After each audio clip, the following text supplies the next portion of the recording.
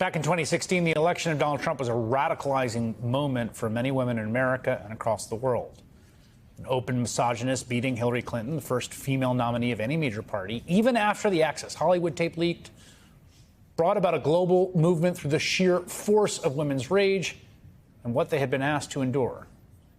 They descended on the Capitol and cities around the world by the hundreds of thousands. Far more people marching for women's rights on President Trump's first full day in office than attended his inauguration. Tens of thousands more marching in Chicago, Boston, and Seattle. And overseas in England, Italy, Germany, and Paris. Crowds of mostly women, all protesting President Trump. Trump era also gave us, just a few months actually after those marches, the Me Too movement.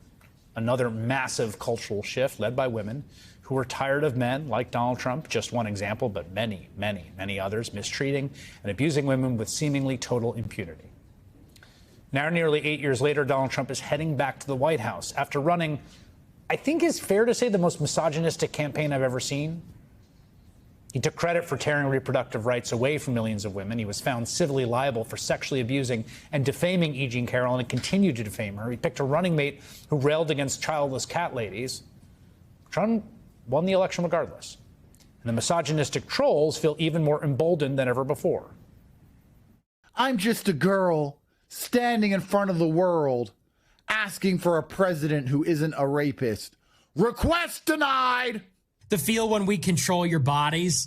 Hey, bitch, we control your bodies. Guess what? Guys win again, okay? Men win again. And yes, we control your bodies. Hi, I'm your Republican congressman. Hi, I'm your Republican congressman.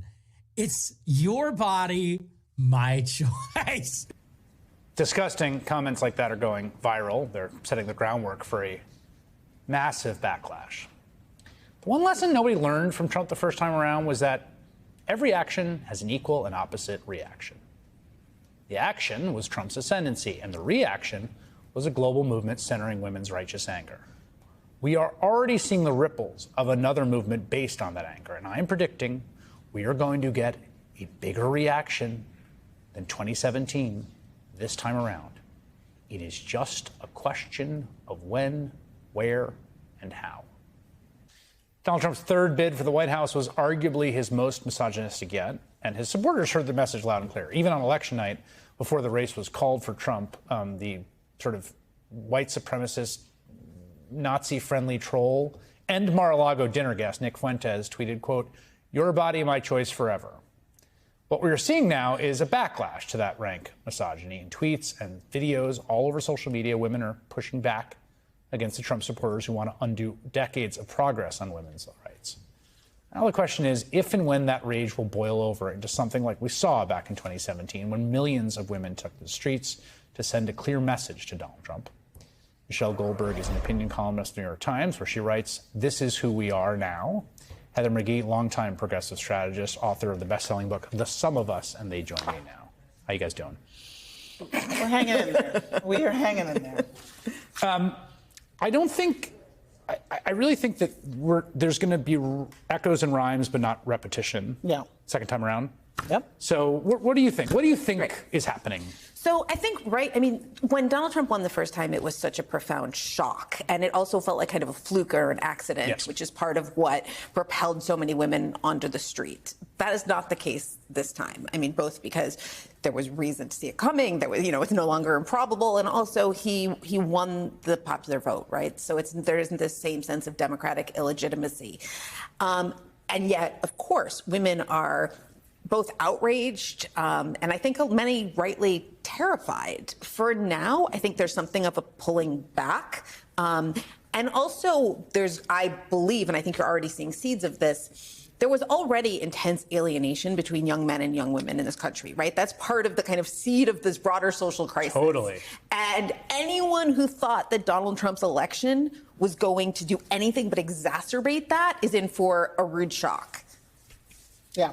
I think that we have to also zoom back and think about where this is all coming from beyond Donald Trump, right? I always like to think about who is selling these racist and sexist ideas for their own profit. in addition to who's desperate enough to buy them, right?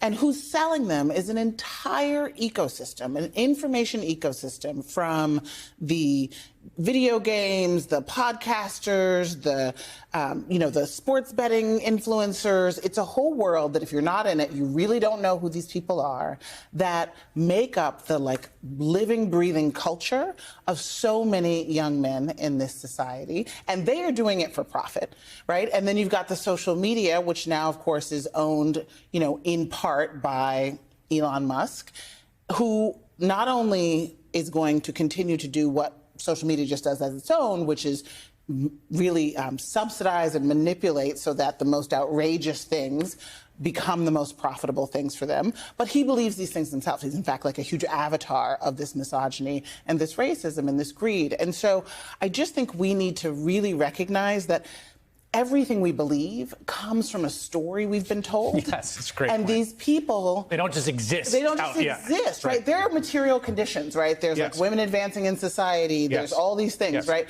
But it's also true that the meaning making about the material yes. conditions is completely owned right now by the right wing. And that's our problem and our responsibility to fix. I got to say this. I have 3 kids. I have a daughter, son, daughter. My son is... I don't talk about my kids a lot on the show, but I will just for a moment. I love my kids. They're totally incredible. I think the universe of them. And my son is just an incredibly sweet and emotionally intelligent kid. And one of the things I worry about, I worry a lot of things about my daughters.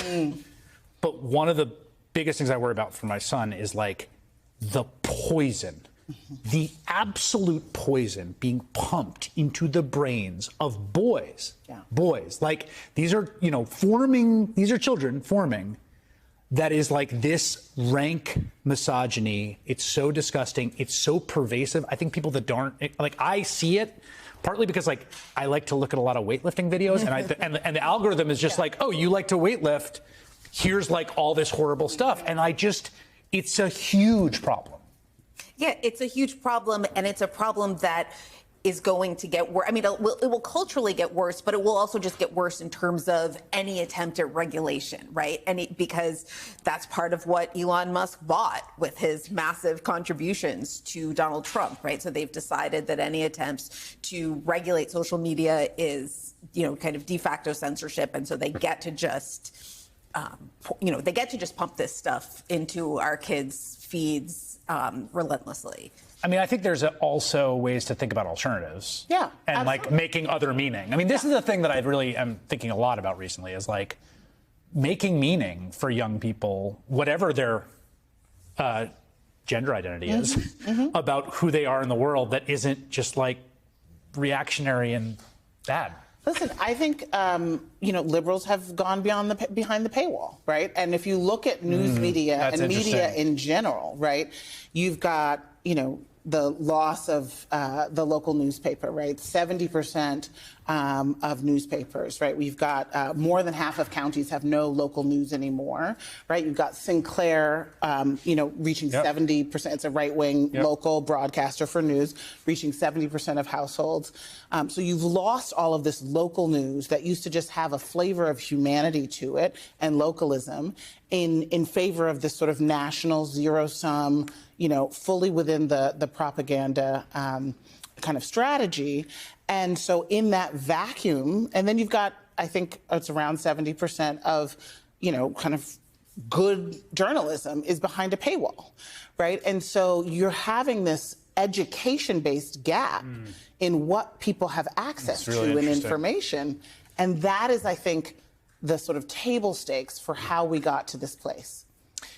In terms of these sort of reaction, which is the thing I keep thinking about, having lived through a bunch of cycles where it's I woke up on the morning after the last Republican president won a national popular majority, George W. Bush, just being well, we're cooked. He's a colossus. And then it was things changed real quick. Right, and you remember, it's I've got political capital and I'm going to spend it, and it lasted a few months. You're right, because he tried to privatize Social Security, he got his butt kicked. But in terms of this action reaction, that, there's this 4B movement that has been propping up. And I've been seeing this, which I also think is 100% understandable, but also is part of the social media negative polarization churn. Explain 4B. Right, so 4B, I mean, It's a South Korean movement. In South Korea, if you want to look at kind of, not necessarily a worst case scenario, but a scary scenario for where this goes, where women and men are so far apart, where they have an anti-feminist troll as the leader of the country. And Yes. part of how women have reacted to this rampant misogyny is just to withdraw. So 4B movement is just to basically give up men, give up family, give up babies, focus on your career, focus on your own stability. And the thing is, women are doing better already in terms of education, in terms of Right. their career prospects. And there was, I think, until there was an understanding that that was something we kind of had to address the pain of young men. It's hard to see how you do that when young men are, rubbing their hands and trying to kind of, put their red-hatted, kind of, planning to grind their boot into the neck Yes. of these women. So I think what you'll see is kind of more, because you talk about the media that men are consuming, but women are also consuming their own media on TikTok, their own podcasts, which is telling them basically that you need to stay away from men who voted for Donald Trump. And to your point about like the environment we're all like in is like one where there's like a few small corporations that basically profit off of the attention that's created by this conflict. Exactly. And meanwhile, policy's being made and we're just, Which meant policy, which was, we tried here in our little corner to talk about policy all the time. We really did. Yes, I know. Just totally absent from the campaign. Yeah. Just like no one knows what anyone And did. one of the things that the right is driven by are falling birth rates. I mean, if you look at South Korea, Yep. you're talking about, you have seen nothing yet. And yes, mutual alienation is not going to help that. Michelle Goldberg and Heather McGee, thank you both.